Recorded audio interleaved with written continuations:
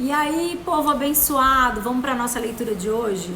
Hoje a gente vai ler números do 8 ao 11 e vamos que vamos, hein? Firme e forte. Depois coloca aqui nos comentários que você está acompanhando comigo a leitura, tá bom? O Eterno disse a Moisés: diga a Arão, prepare as 7 lâmpadas que deverão iluminar a área em frente ao candelabro. Arão cumpriu a ordem. Ele preparou as lâmpadas conforme o Eterno havia instruído Moisés. O candelabro era feito de ouro batido, desde o pedestal até as flores, segundo o modelo que o Eterno havia mostrado a Moisés.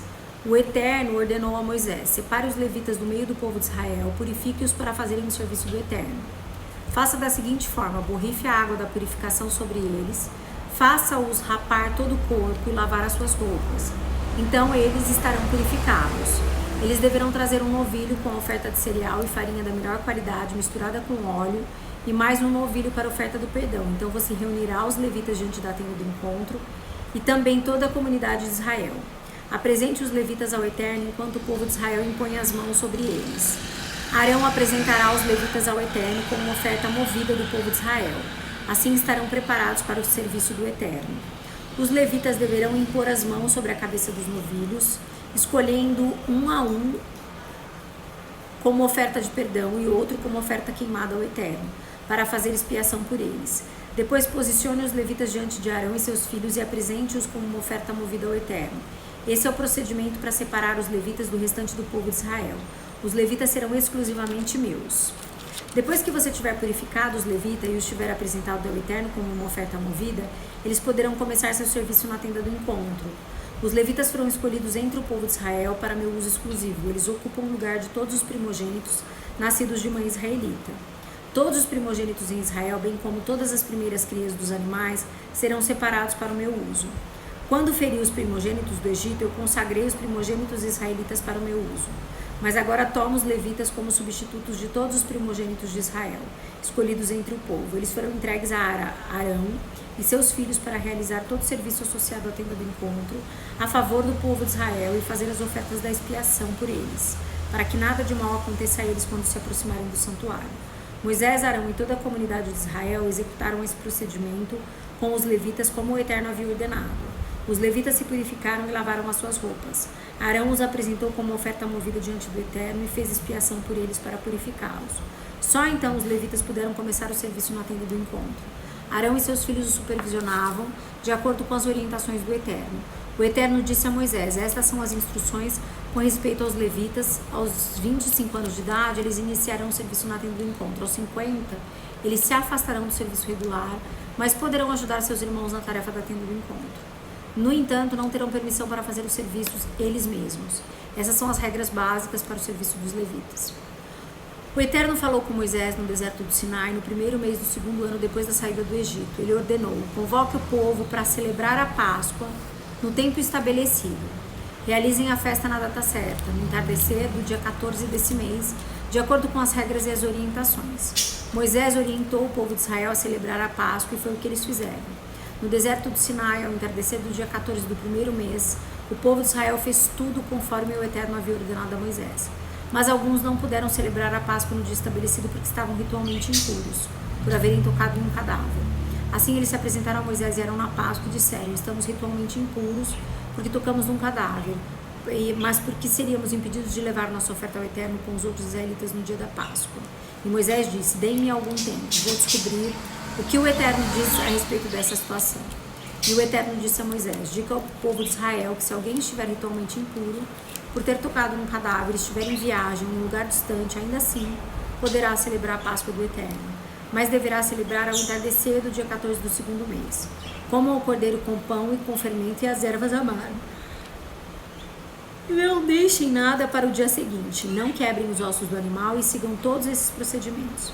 Mas quem estiver ritualmente puro e não estiver viajando e deixar de celebrar a Páscoa, precisa ser eliminado do meio do povo, porque não apresentou sua oferta ao Eterno no tempo estabelecido. Esse homem pagará pelo seu pecado. Qualquer estrangeiro residente entre vocês que quiser celebrar a Páscoa do Eterno será bem-vindo à festa, mas precisará seguir todas as regras e procedimentos que valem tanto para os estrangeiros quanto para os naturais da terra. No dia em que a habitação foi levantada, a nuvem a cobriu, desde o pôr do sol até o alvorecer. Ela permaneceu sobre a habitação. Era assim o tempo todo, a nuvem sobre a habitação. Durante a noite ela parecia fogo. Quando a nuvem se erguia em cima da tenda, o povo de Israel levantava acampamento. Quando a nuvem descia, o povo montava o acampamento. O povo de Israel partia segundo as ordens do Eterno e acampava segundo as suas ordens. Enquanto a nuvem estivesse sobre a habitação, eles ficavam acampados. Mesmo quando a nuvem pairava sobre a habitação durante muitos dias, eles honravam a vontade do Eterno e não partiam. Permaneciam no acampamento em atitude de obediência, enquanto a nuvem estivesse sobre a habitação. Mas no momento em que o Eterno dava a ordem, eles partiam. Se a nuvem permanecesse sobre a habitação apenas do entardecer até o alvorecer do dia, e então se levantasse, eles partiam. Não importava se era de dia ou se era de noite. Quando a nuvem se levantava, eles partiam. Não fazia diferença se a nuvem pairava sobre a habitação por 2 dias, 1 mês ou 1 ano. Enquanto ela permanecia ali, eles permaneciam ali. Mas quando a nuvem se levantava, eles partiam. Eles acampavam segundo a ordem do Eterno e partiam segundo a sua ordem. Eles viviam de forma obediente às ordens do Eterno, conforme elas foram anunciadas por Moisés. O Eterno ordenou a Moisés: faça 2 cornetas de prata batida, use-as para reunir a congregação e dar a ordem de partida do acampamento.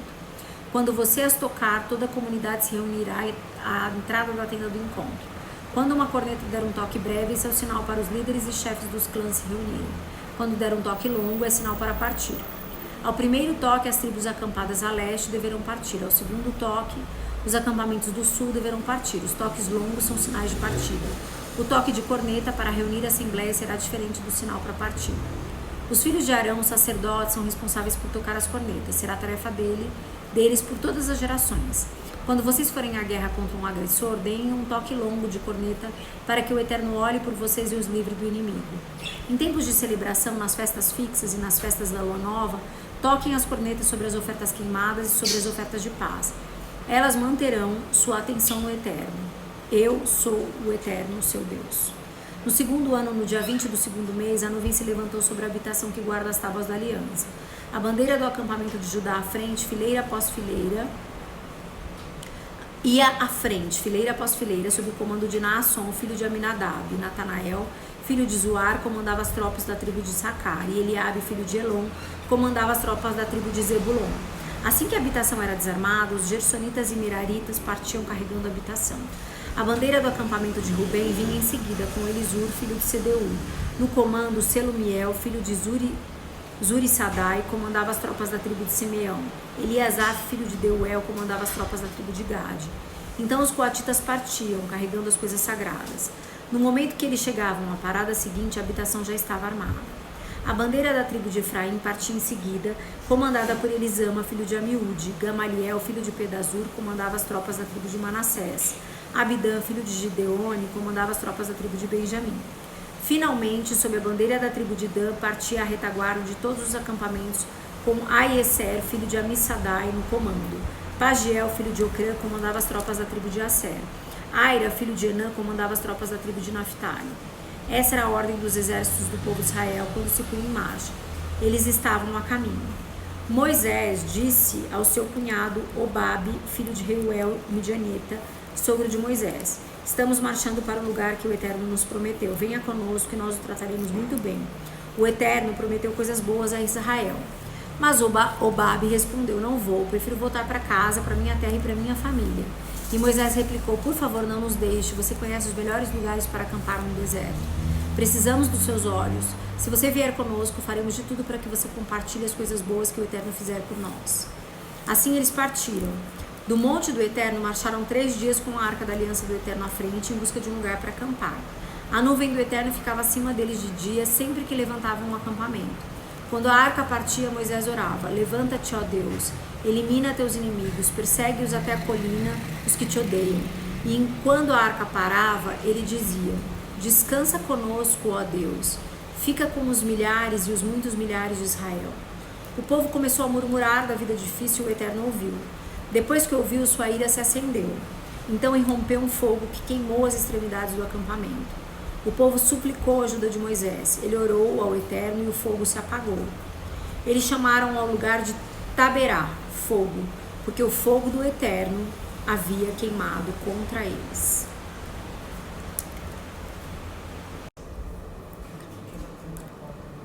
Alguns estrangeiros que viajavam com eles estavam com vontade de comer carne e logo induziram todo o povo de Israel a reclamar e a murmurar. Por que não temos carne? No Egito comíamos peixe, era de graça.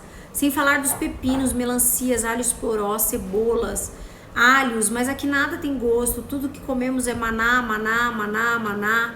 O maná era uma substância parecida com sementes e brilhante como resina. O povo o juntava e usava pedras para moê-lo e socava com pilão. Ele era cozido na panela e também faziam bolos com ele. O gosto era de bolo amassado com azeite de oliva. Quando o orvalho caía sobre o acampamento à noite, o maná caía com o orvalho. Moisés ouviu a queixa,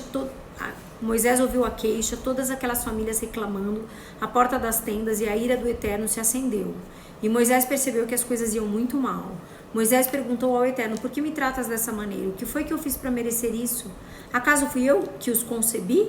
Fui eu a mãe deles? Portanto, por que lanças a responsabilidade por esse povo sobre mim? Por que tenho que carregar esse povo por aí como uma mãe carrega um bebê até a terra que prometeste aos antepassados deles? Onde vou achar carne para todo esse povo que está se queixando de mim? Queremos carne, você tem de nos dar carne? Eu não posso fazer isso sozinho. Conduzir esse povo é pesado demais para mim. Se é assim que vais me tratar, por favor me mata. Já vivi o suficiente, para mim chega. Tire-me daqui.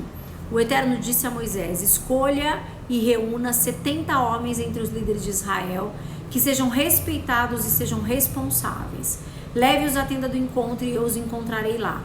Descerei ali e falarei com você. Tirarei um pouco do espírito que está sobre você e porei sobre eles. Dessa forma eles receberão a capacidade para assumir parte do fardo desse povo. Você não terá mais de carregar tudo sozinho. Diga ao povo: consagrem-se, preparem-se, pois amanhã vocês comerão carne. Vocês têm choramingado ao Eterno: queremos carne. Você tem de nos dar carne, nossa vida no Egito era muito melhor. Pois então o Eterno ouviu suas queixas e dará a vocês carne. Vocês comerão carne com certeza, e não apenas um dia, nem mesmo 2, 5, 10 ou 20, um mês inteiro. Vocês comerão carne até que ela saia pelas suas narinas. Ficarão tão cheios e enojados de carne que vomitarão diante da simples menção dela. E sabem por quê? Porque vocês rejeitaram o Eterno, que está aqui entre vocês. Se queixaram a ele dizendo: por que tivemos de sair do Egito? Moisés retrucou: estou aqui, cercado por 600.000 homens, e dizes: eu darei carne para eles, carne todos os dias durante um mês? De onde sairá toda essa carne? Mesmo que todo o gado e todos os rebanhos fossem abatidos, será o suficiente? Mesmo que todos os peixes do mar fossem pegos, seria o suficiente? Seria o bastante? O Eterno respondeu a Moisés: então você acha que eu não consigo tomar conta de vocês? Você logo verá se o que digo acontecerá ou não. Moisés saiu e contou ao povo o que o Eterno havia dito. Ele convocou 70 líderes e os posicionou em volta da tenda. O Eterno desceu numa nuvem e falou a Moisés. Depois tomou do espírito que estava nele e o distribuiu entre os 70 líderes. Quando o espírito desceu sobre eles, eles profetizaram. Mas não continuaram a profetizar. Isso aconteceu apenas uma vez. Enquanto isso, 2 homens, Eldade e Medade, estavam no acampamento. Eles eram líderes, mas não tinham deixado o acampamento para ir à tenda. Mesmo assim, o Espírito veio sobre eles e eles começaram a profetizar ali no acampamento. Um jovem correu e contou a Moisés: Eldade e Medade estão profetizando no acampamento. Josué, filho de Nun, que era auxiliar de Moisés desde a juventude, disse: Moisés, Senhor, mande-os parar. Mas Moisés disse: você está com ciúme por mim? Eu queria que todo o povo do Eterno fosse profeta. Eu queria que o Eterno pusesse o seu espírito em todos eles. Então Moisés e os líderes de Israel voltaram ao acampamento. Um vento enviado pelo Eterno trouxe codornizes do mar. Elas caíram por todo o acampamento a uma altura de 90 centímetros, num raio de um dia de caminhada em todas as direções. Todo aquele dia, toda aquela noite, o dia seguinte, o povo ajuntou codornizes. Montes enormes de codornizes. O israelita menos esperto ajuntou pelo menos 10 barris. Eles as espalharam por todo o acampamento para que secassem. Mas enquanto ainda estavam mastigando as codornizes, mal tendo engolido o primeiro bocado, a ira do Eterno se acendeu contra o povo. Ele os feriu com uma praga terrível. Eles chamaram o lugar de Quibrote Atava, túmulos do desejo. Ali eles enterraram as pessoas que queriam muito comer carne. de que Brote e Ataavá eles partiram para Azerote e lá ficaram. Acabamos. Amanhã então é nosso dia, deixa eu ver aqui, nosso dia 55. A gente vai ler Números de 12 a 15, nosso último dia no livro de Números. E depois a gente já vai para Salmos. Depois eu creio, 57, isso. Na verdade a gente vai para Salmo e volta para Números para terminar. É isso mesmo, a gente volta para Números para terminar.